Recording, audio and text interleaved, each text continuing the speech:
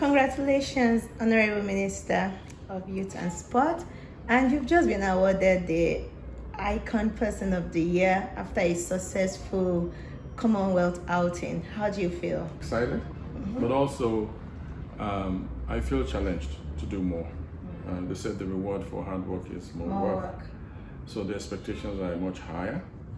When you set the bar very high, you know what it is. You set yourself up for greater challenges. But I think that if we can attain this level, we can attain something much higher.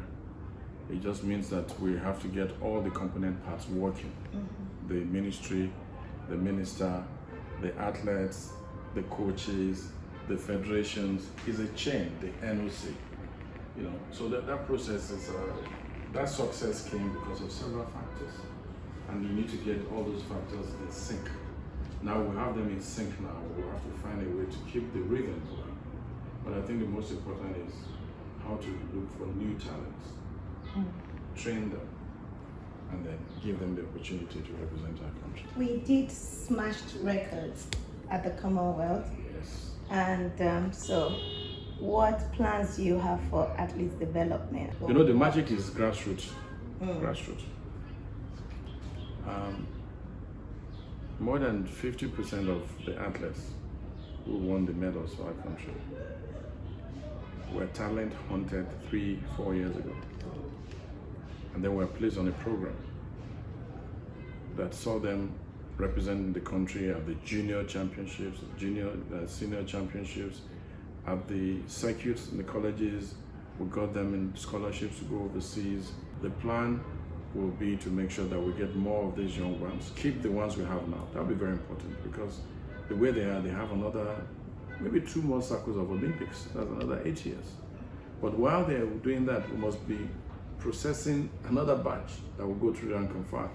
And when we were in the Commonwealth, we sent another junior batch of athletes to Cali, Colombia. While we're running up Commonwealth, we sent another batch of junior athletes to Konya in Turkey. Now all those will come together when we now have our National Sports Festival. And then we'll now prepare them for the All-African Games, so that we have enough backup athletes. I think that if we stay with that program, it will help us. But more importantly, we found out that providing financial support for athletes is one of the greatest motivations. We got for 48 of them between $10,000 to $20,000 from our Adopt an Athlete. And that was a big boost.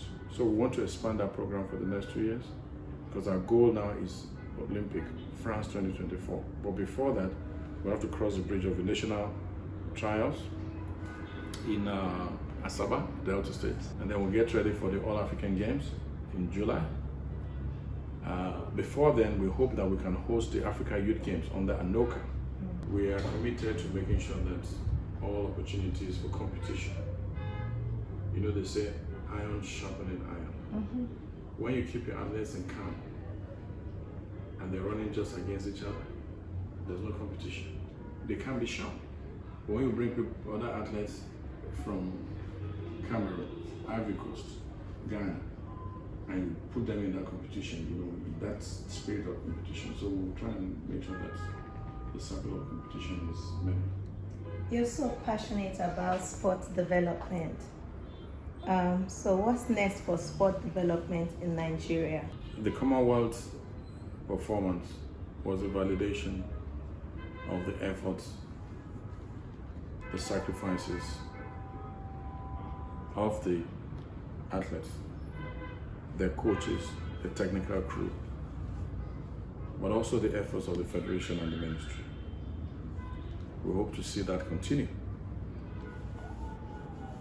But I think for me, the biggest thing that can change, that can turn the page, bring about some kind of revolution that we need in our sports, is the policy we've been working on for 2 years. Everybody has been waiting for that policy.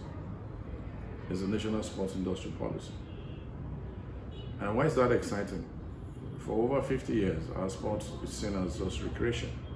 So this ministry is more like a service ministry. Just give them some money. The governors call it play. Normally it's the sports ministry that gets the last the smallest budget. Even for at the federal level, the budget is small for sports. Then we wait until when we have All Africa Games, then we'll go and beg for money. We have World Cup, we beg for money. That's not sports development. They're just funding competitions. What happens in the intervening period if you don't do what you need to do before going to the competition? Then you're not making any sense. So that's policy. That policy has three triggers. The first trigger is, we call it the 3 I's: infrastructure, incentive, investment, driven by policy put together. So we've done that, we've developed it. The president has reclassified sports as business. If that policy is approved, we're going to see private sector money coming to join the government sector money. We're going to see grants and scholarships for athletes. We're going to see investment in modern sporting facilities. We're going to see merchandise. The manufacturing companies producing stockings, canvases, and the rest. And then that will create jobs for our youth. So it's a multiplier effect. And it's something I've been passionate about, if I can drive it through. And then we've asked for a one-time injection of about 20 billion naira from the federal government to fix at least 12 major sporting facilities, to upgrade them. One-time injection. And then with that, we can open up the sports sector as an industry.